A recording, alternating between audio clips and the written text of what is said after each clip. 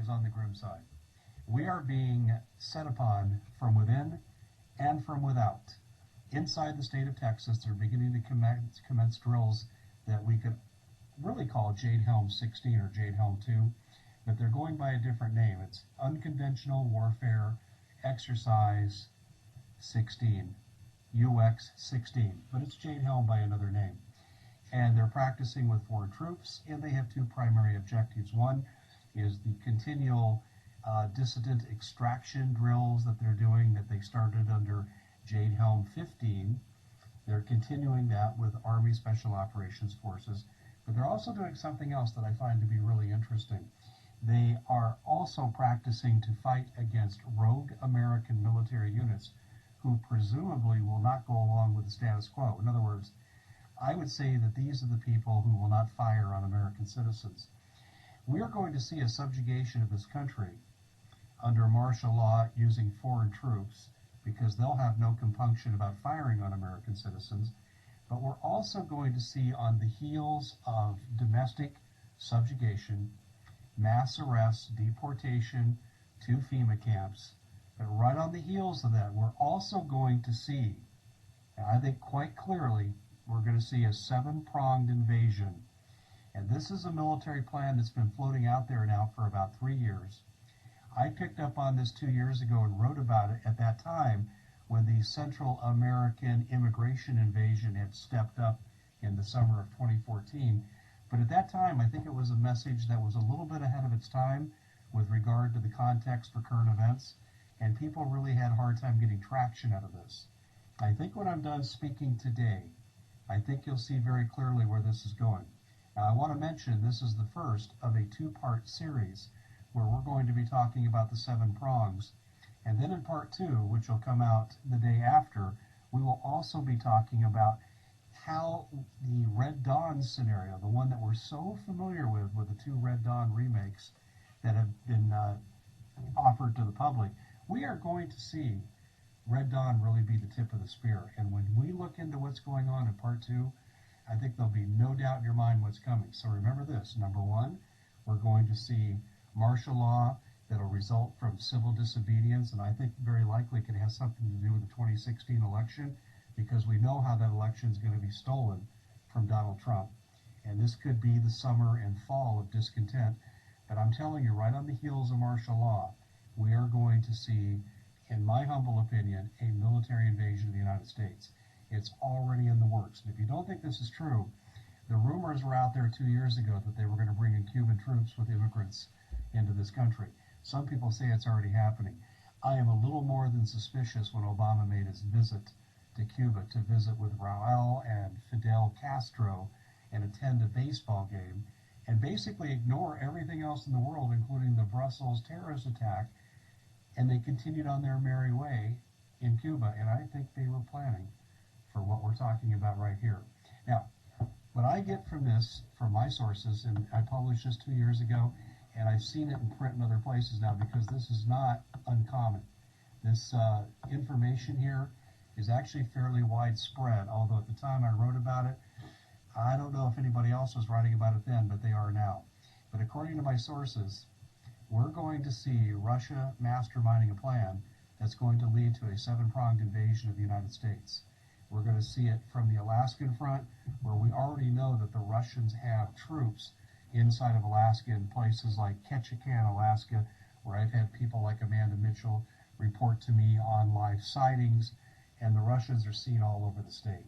And Alaska has been, basically, Alaska has been gutted in terms of its defense. There's no more F-22 overflights. The submarine patrols have been cut by about 90%. Alaska is almost defenseless.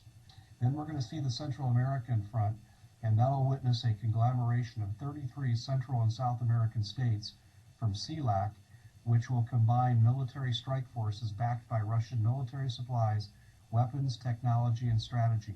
And those weapons are already in place. And I've detailed that on the Common Sense Show with documentation.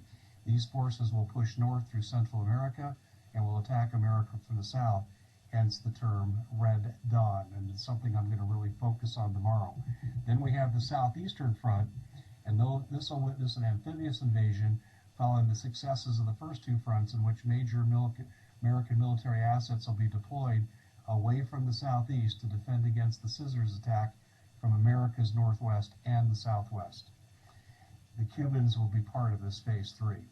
In a secondary and delayed attack, the Chinese forces embedded in American forts, such as Long Beach, which has been well documented, who have entered the country in cargo ships, will be unleashed to attack key military bases in California and take out our coastal defenses.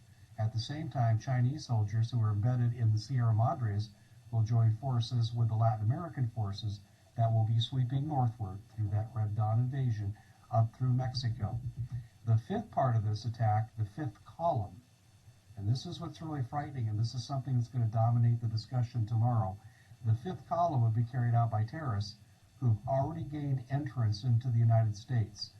Key assassinations, critical infrastructure sabotage will be carried out by these forces. I'll have more to say on that in just a moment. Phase 6 will be carried out by the Russians who will come out of the Arctic, and we know that the Russians are heavily militarizing the Arctic. And we're saying, well, why would they do that? Well, there are natural resources there, gold, silver, oil, so forth. With the shift in the ice formations, they've been discovered, and Russia's basically laid claim to all of it. But also, being at the North Pole gives you a tactical advantage. You can strike out in any direction and attack quickly. And many people feel that I talk to in the military strategy community that these forces will be used to split the United States in half. They'll sweep in through Minnesota, go south, and effectively cut the country in half. And then for phase 7, we're going to be looking at the fact that the lights are going to be turned out in the east, and we're going to see localized EMP attacks, and this will immobilize our government. It'll mobilize much of our military infrastructure. This is something that's very, very, very serious. So when we look at these events transpiring here, they are going to happen in combination with each other. But I want to talk about some of the allies that have lined up against us during this most critical time. The forces in Central and South America are comprised of 33 Central and South American nations. And I want to talk about a few of these nations and talk about the danger that they pose to us. Now, we know that Nicaragua is absolutely no friend of the United States.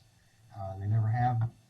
And this hostility from Nicaragua is really beginning to concern myself as well as the military strategists who will speak out behind the scenes.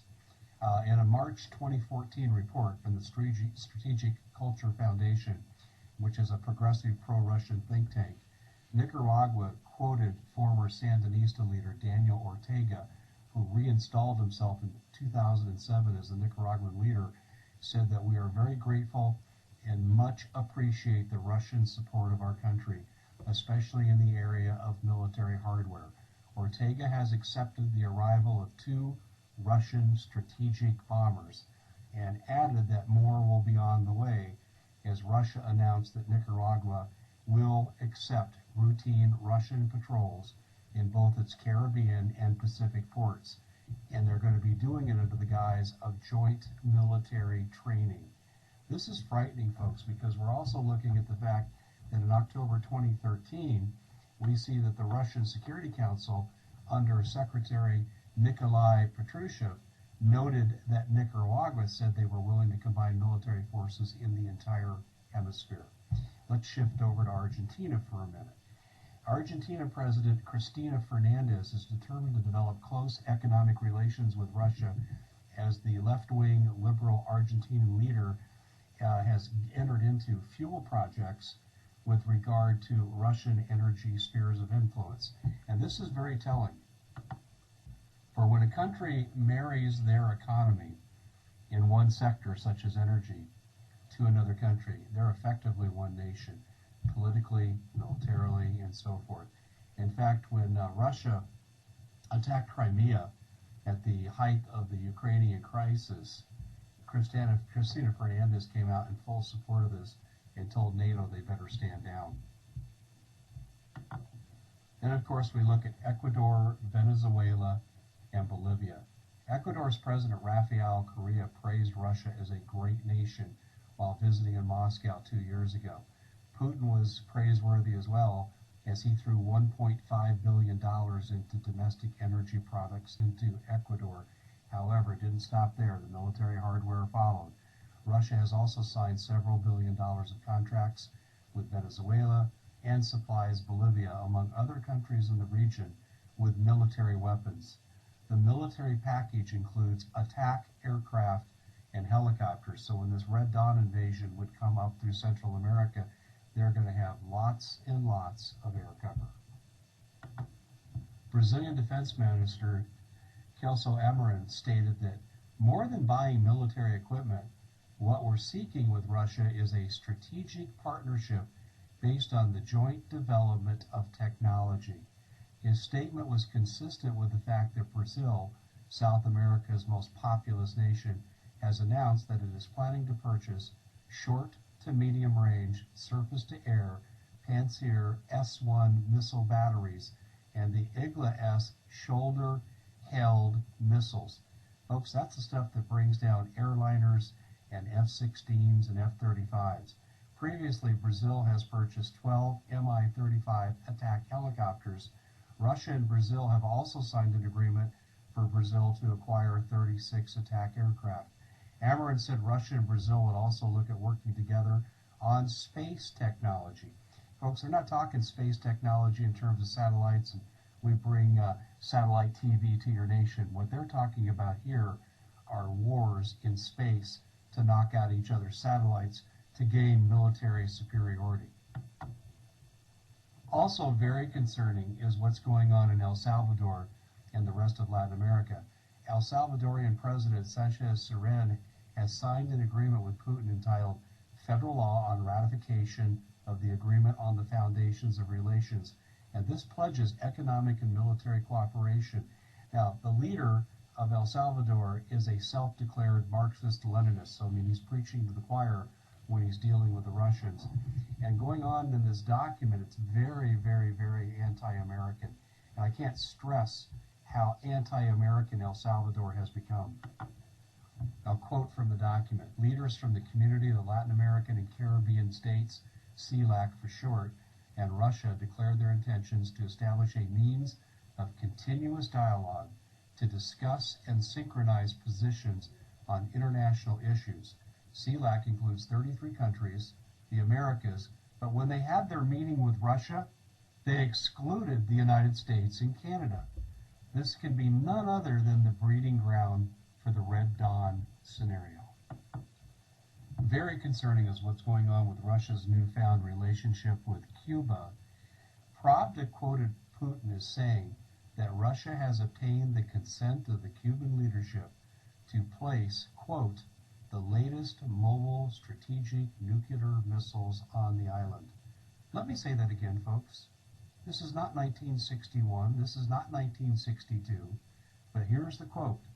Putin has said that the latest mobile strategic nuclear missiles will be placed on the Cuban island. Recently, the Russians surprisingly docked a spy ship in Havana. This is the Cuban Missile Crisis revisited. My sources are adamant that Cuba is being militarized by Russia as I write these words. Cuba, along with deployed Russian troops borrowed from fellow Latin American countries, will form the center of any invading army that will invade Florida from the southeast, with the support of the Russian Navy and the Russian Air Force. Since 1997, Chinese officials have bribed and bought off senior American government officials, particularly in the Clinton administration. Part of the bribes included the selling of Long Beach port to the Chinese, along with the loss of nearly 18,000 American jobs. Multiple military sources around the country have quietly warned about the growing menace posed by the buildup of Chinese communist forces in many of our California ports, now controlled by the Chinese National Army. The Bundy BLM affair was symbolic of this Chinese buildup. The solar energy deals that were put into place by Senator Harry Reid were done in conjunction with Chinese energy companies run by the Chinese military. All personnel making these planned plants would be affiliated with the Chinese military. This includes inland ports in places like Kansas City, which are controlled by the Chinese, courtesy of that treasonous free trade agreement that we call NAFTA. So what we're looking at here is the Chinese are bringing in their troops under the guise of creating solar energy farms on private rancher land, and this is what really the Bundy and the BLM affair was about 2 years ago. And they're also coming into our ports. They're also training in the Sierra Madres, which is just south of our border. The Chinese are here, and they will soon be set loose upon us. I think there's no question that they have evil intentions. There is incontrovertible evidence that criminal drug cartels like Los Zetas have not only used MS-13 gangsters as hitmen and child sex traffickers, but so has the Juarez cartel, as the Barrio Azteca, as the Sinaloa cartel, but the Los Zetas have also conducted training in parts of South and Central America. And when I tell you about this training, folks, it's going to curl your toes. What we know now, courtesy of Judicial Watch's great work, last year they uncovered an ISIS base camp 8 miles from El Paso, Texas, 3 miles from the American-Mexico border. And this was an ISIS base camp in which there was discovered a list of targets inside the United States that included universities, government buildings, and so forth. ISIS was prepared to attack. Now, nothing has been done to eradicate ISIS presence near the U.S. border. But this even goes deeper, because who is there with ISIS? Let's list the cast of characters. The Los Zetas and the Sinaloas, 2 of the largest Mexican drug cartels, are in bed with ISIS.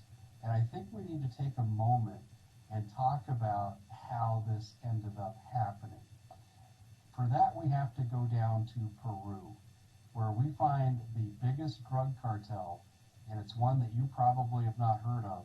It's called the Sanchez Paredes drug cartel. Effectively, it's the Peruvian army, and they run the Peruvian National Bank, El Banco. And what they have done is they have served as a conduit between Middle East terrorist groups, such as the Muslim Brotherhood, such as Hamas, Hezbollah, and now we know ISIS. What's even interesting is in 2006, to show you how long this has been going on, the Tucson Police Department came out with a memo warning that the drug cartels that had penetrated the United States were now joined by Hamas and Hezbollah. Isn't that interesting? Well, who made this happen? Well, it's the Sanchez Paredes drug cartel. They are the coordinator between these groups. And let me share with you how far this has gone. Outside of San Salvador, we know that there are terrorist base camps where they are doing paramilitary training, but it's not with 45s or Mach 10 machine guns or even AK-47s. They're using RPGs, bazookas, artillery. They're training with modern, sophisticated American military weapons. And you wonder what Fast and Furious was about? We've never learned the truth about Fast and Furious until now. And that's where a lot of these weapons ended up going. It's something that I'm going to develop more fully in tomorrow's broadcast. But also joining these groups is MS-13 that I mentioned earlier. 2 years ago, I developed relationships with 2 Border Patrol agents who spoke to me under conditions of anonymity. And what they said was they were told to collect MS-13 and then release them into the country in groups of 8 to 12. Now, how do they know they're MS-13? Because for every person that a gang member is killed, they put a teardrop tattooed on the face. So they knew what they were dealing with, and they were totally opposed to this because they know how virulent, how dangerous MS-13 is, but they still process them 8 by 12 on a regular basis. And this really was upsetting to the Border Patrol agents because they said, we're letting in a 5th column into the United States. We also know that last year, on July 4th, FBI director came out and said there are terrorist cells of ISIS origin in all 50 states. So we are already being invaded by these fifth column forces. And guess who else is coming in with them, according to my intel? The Cubans.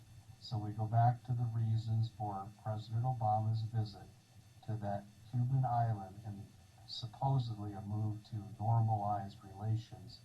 But what's interesting to me with all this is that there's not going to be any normalization of relationships. What we're going to be seeing here is Cuba joining the dark side and preparing to invade the United States once we're under martial law. Now, let's go back to the Sanchez Paredes for a second. They are into gun trafficking, sex trafficking with children, and drug trafficking. And this includes the Sinaloas, and this is where this gets really interesting, folks.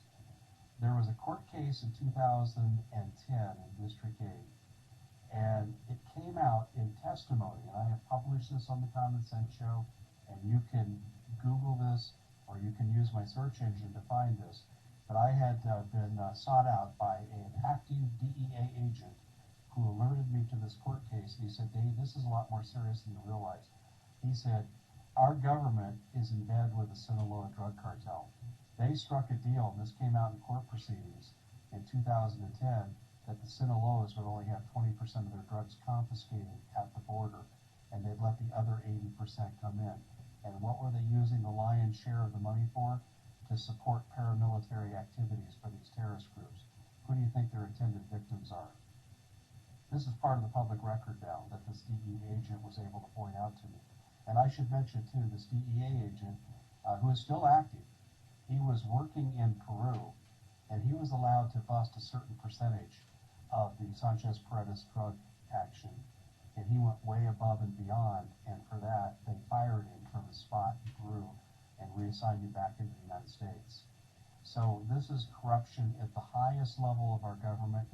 I'm telling you, from the bottom of my heart, I know this is true. I've been told it's true, and I've seen enough documentation to tell you that Valerie Jarrett, Eric Holder, Barack Obama, Hillary Clinton, Panetta, they're all involved in this. When they were working for Obama, this is what they were all consumed with, is allowing a paramilitary invasion of the United States.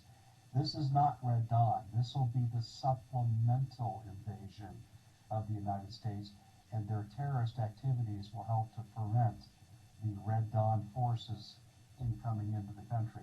As I said, this is something that we will talk about in some depth here. But folks, when we look at how extensive this is, how much penetration these cartels and these terrorists, and how much integration they have with each other, we are facing very formidable forces in this country. And I want to point out something, and I'll develop this more tomorrow. But you may recall, if you follow the Common Sense Show for any time, that last June, in fact, I was just talking to Paul Martin about this today, last June, an F-16 flying out of Davis Monthan Airport was also carrying, was being piloted by an Iraqi brigadier general. This plane, just on our side of the American border, plummeted from the sky. And I thought, how odd. They couldn't even find the pilot when the plane crashed. The reason they couldn't is he couldn't eject. So what would have caused this to happen, such a system failure in a plane, where you can't get out a Mayday call, you can't eject, and you burn with your plane? That's pretty strange. Well, what could cause this to happen is an EMP attack. And what we do know, and this is what I've learned from my military sources, is that the Russians have portable EMP attack capabilities against individual planes that can trace the heat signature of an individual plane once they know where it's flying. So it's kind of like a heat-seeking missile, only it's a heat-seeking EMP that will localize its effect just to the plane, but to nothing else.